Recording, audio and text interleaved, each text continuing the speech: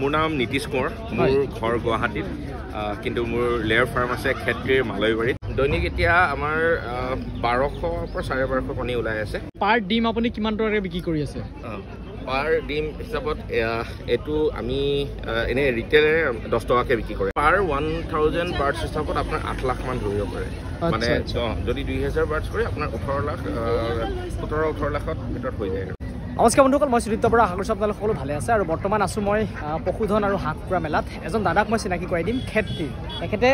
layer ফাৰ্মিঙৰ লগত জড়িত হৈ আছে আৰু ইয়াতে কি কৰিছে এনেধৰণে এখন বিপণী দিছে লেয়াৰ ফাৰ্মৰ যিখিনি ডিম এই ডিম ইয়াতে ধৰি লওক খুব এটা ব্ৰেণ্ড লৈ পেলাই তেখেতে এতিয়া বিক্ৰী কৰিছে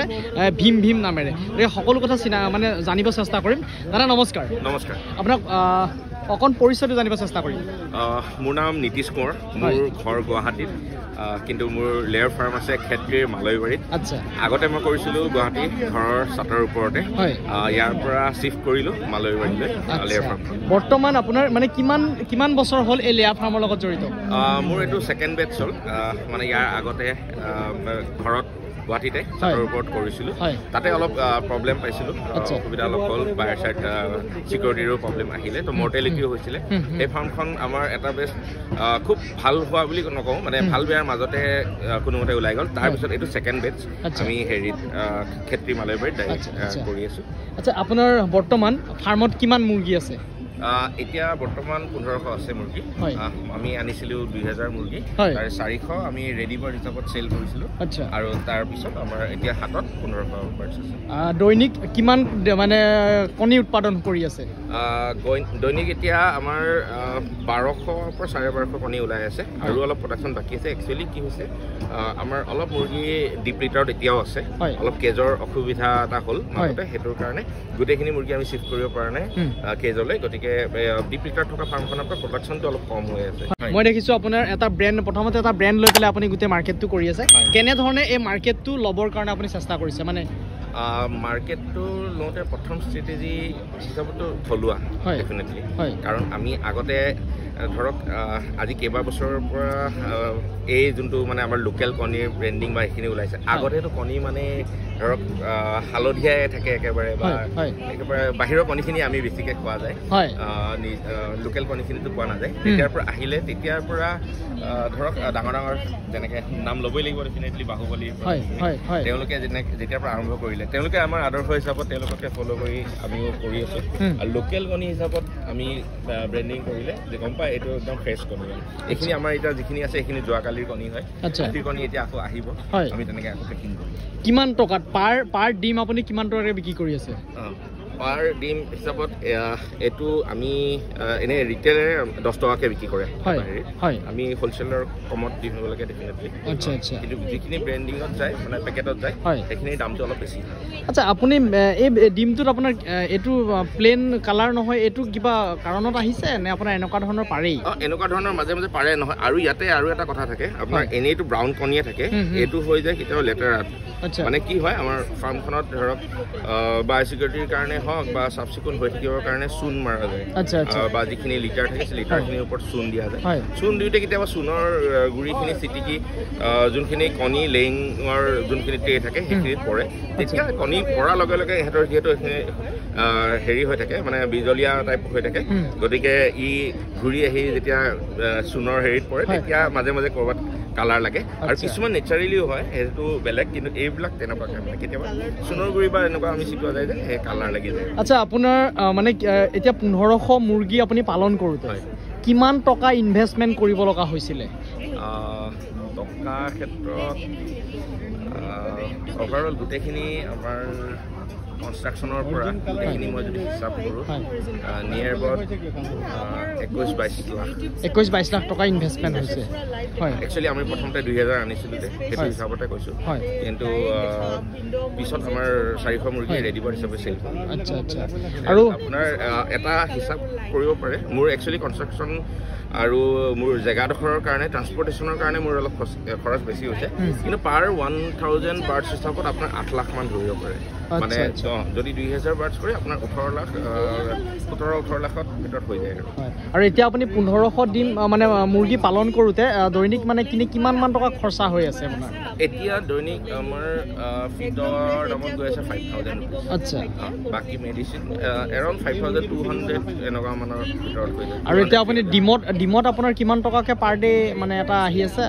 মই হোলচেল হিচাপত কৈছোঁ আমাৰ মোটামুটি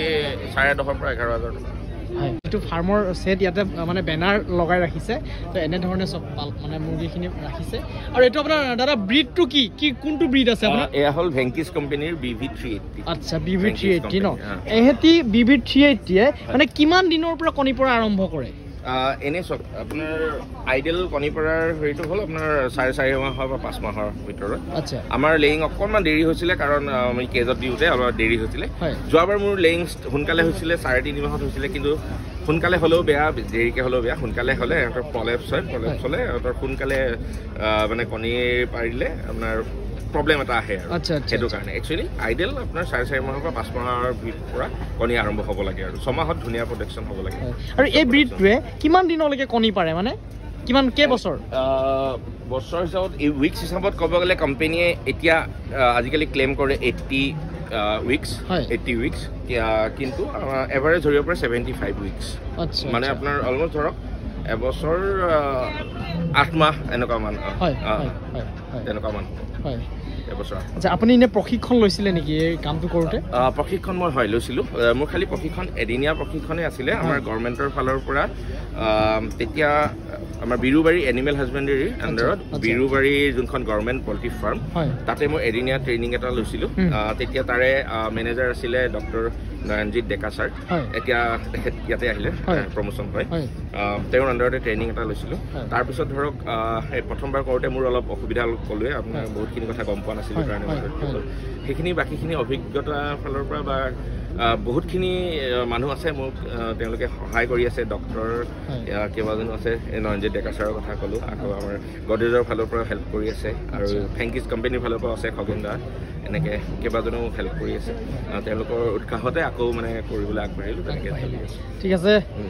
শুভেচ্ছা ৰাখিল তেখেতে যেনেধৰণে আশা কৰিছে মানে ফাৰ্ম এখন মানে গঢ় দিয়াত গতিকে যাতে সফল হয় তাৰে কামনা কৰিছোঁ আৰু তেখেতে মোৰ ভিডিঅ' চাই হয় মই দেখা পাই গম পাইছোঁ হয় গতিকে মোক দেখা পালে চিনি পালে গতিকে মই তেখেতৰ প্ৰজেক্টটো অকণমান দেখুৱাব আপোনালোকক চেষ্টা কৰিলোঁ আৰু গতিকে ভিডিঅ'টো চেনেল আছে তাতে সৰু তেখেতৰ এটা ইউটিউব চেনেলো আছে গতিকে আৰু এইটো তেখেতৰ কণ্টেক্ট নাম্বাৰ হয় ফাৰ্মৰ ভিডিঅ' দি থাকে আমাৰ নিজৰ ফাৰ্মৰ ভিডিঅ' হয় গতিকে এইখন এখন খুব ধুনীয়াকৈ বেনাৰ নাম্বাৰ এইটো ফাৰ্মৰ নাম সেয়া তেখেতৰ ফাৰ্ম এয়া আৰু আজিৰ যিটো দোকানৰ যিটো পৰিৱেশ দোকানৰ পৰিৱেশ এয়া বিশেষকৈ বিহু বতৰ সকলো ৰাখিছে চব এয়া এতিয়া হুৰুম এয়া শিৱসাগৰৰ পৰা আনিছে আৰু এয়া গুড় ক'ৰ পৰা আনিছে এয়া গুড় হ'ল ফুলগুৰি নগাঁও আচ্ছা নগাঁৱৰ পৰা আনিছে আৰু বকলি কি নিজৰ নেকি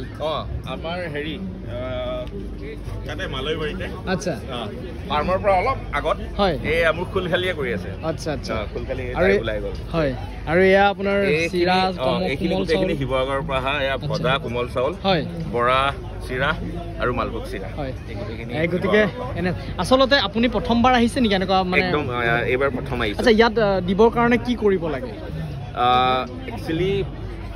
মোক যোৱাবাৰো এপ্ৰ'চ কৰিছিলে লাইফ ষ্টকৰ ফালৰ পৰা যে আপুনি এখন দিয়ক বুলি যোৱাবাৰ মই মোৰ সেই ফাৰ্মৰ মৰ্টেলিটিৰ কাৰণে হেৰি কাৰণে মই নোৱাৰিলোঁ তো এইবাৰো মোক ফোন কৰিয়ে ক'লে যে আপুনি দিব নেকি এনেকৈ দিয়ক বুলি হেৰি কৰিলোঁ কিন্তু যদি আপোনালোকে নিজে আগবাঢ়ি আহে তেনেহ'লে এল্পকত যোগাযোগ কৰিব লাগিব লাইফ ষ্টক মিছনেৰী আমাৰ 6 মাইলত আছে এখন ক্ষেত্ৰৰ পৰা তেওঁলোকৰ আণ্ডাৰতে ইয়াতে পৰিচালনা কৰে তেওঁলোকক যোগাযোগ কৰিলে পাই যাব ঠিক আছে তো আজি ভিডিঅ'টো ইমানেই যদি ভাল লাগিলে বন্ধুবৰ্গৰ মাজত শ্বেয়াৰ কৰি দিবলৈ নাপাহৰিব ধন্যবাদ